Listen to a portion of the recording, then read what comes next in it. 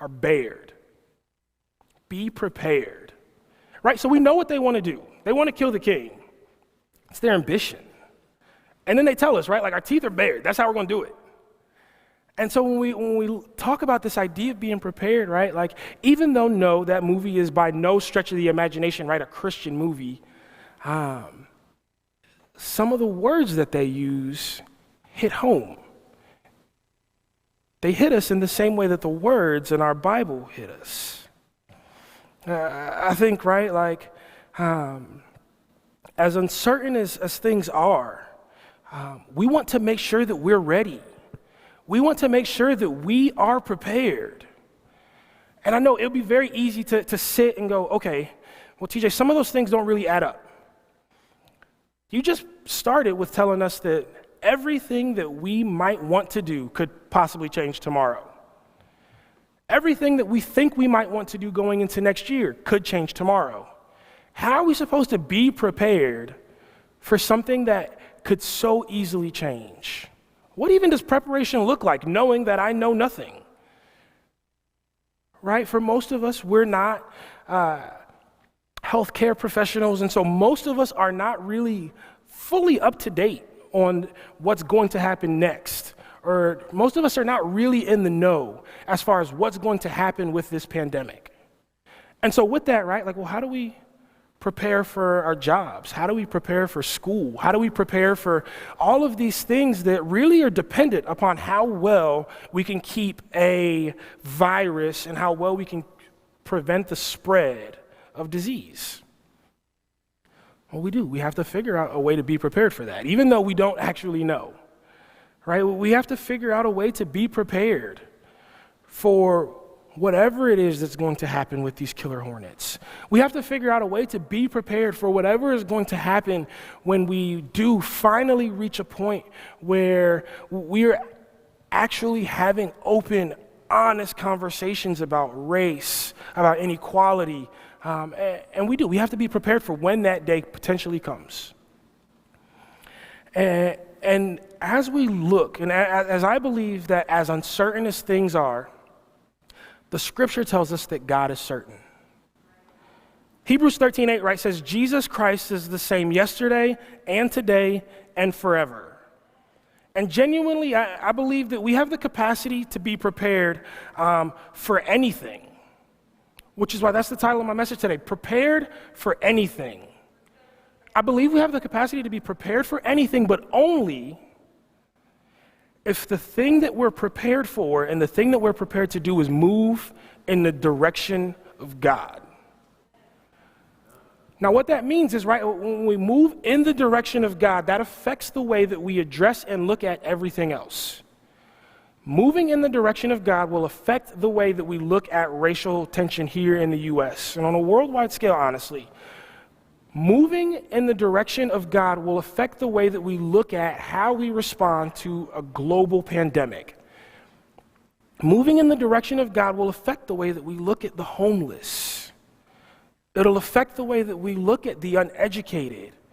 It'll affect the way that we look at the illiterate. It'll affect the way that we look at the sick. Being prepared to move in the direction of God will affect every single decision that we make. And so if we really want to be prepared, that's what we're going to talk about. Being prepared to move towards God. In 2 Timothy chapter 4, starting in verse 1, it says, in the presence of God and of Jesus Christ, who will judge the living and the dead, and in view of his appearance and in his kingdom, I give you this charge. Preach the word. Be prepared in season and out of season. Correct, rebuke, and encourage with great patience and careful instruction, for the time will come when people will not put up with sound doctrine. Instead, to suit their own desires, they will gather around them a great number of teachers to say what their itching ears want to hear. They will turn their ears away from the truth and turn aside to myths, but you keep your head in all situations. Endure hardship. Do the work of an evangelist. Discharge all the duties of your ministry. For I am already being poured out like a drink offering, and the time of my departure is near. I have fought the good fight. I have finished the race. I have kept the faith. Now there is in store for me a crown of righteousness, which is the Lord, the righteous judge, will appoint to me on that day, and not only to me, but also to all who have longed for his appearing.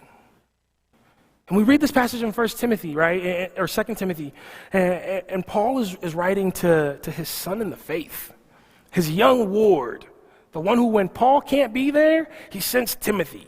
Hey, I can't be at this church, Timothy, I'm going to send you. And these are the words that Paul gives to him in preparation for everything that he knows he's going to set Timothy up to do. And he tells him, Timothy, be prepared. Timothy could not have known what he was going to be walking into when he walked into those churches. Right? Because we know that news traveled at a much slower pace then. And so things could have greatly changed by the time Timothy got there, right? Paul gets word, hey, there's an issue in this church. And right by the time Timothy gets there, some of it could have changed, some of it could have been the same. But Timothy walks into those situations and he doesn't definitely know exactly what he's walking into. He has an idea, but he has to be prepared for whatever it is that he's walking into. And so I only have 2 points for us today. And when I talk about, right, being prepared to move towards God, the first thing we need to talk about is, right, we need to be prepared in thought. If we're going to move towards God, if we're going to be prepared for anything, we need to be prepared in thought. Well, what does that mean? What does it mean for us to be prepared in thought? How can I prepare my mind? Right? How can I prepare my thoughts? Those things that when I walk into a situation and I look around, they kind of process quickly without any kind of effort on my part. They just happen, right? I walk into a room and then I have some thoughts about what I'm seeing. If I touch the stovetop, right, I immediately have thoughts that, well, that's hot. I don't necessarily have to have there's no effort involved there. How do we prepare our thoughts? It doesn't even seem like we can control our thoughts most of the time. How do we prepare them? And I actually think that the scripture gives us a really good idea of what thoughts that are prepared to move towards God look like. Paul tells them, right? Paul tells Timothy, he says, with great patience and with careful instruction. And so when we talk about preparing our thoughts, I think those are really two of the biggest things that we need to look at based on the scripture, right? Like we need to be filled up with great patience in our thoughts. And we need to be careful. These two things are not things that just happen.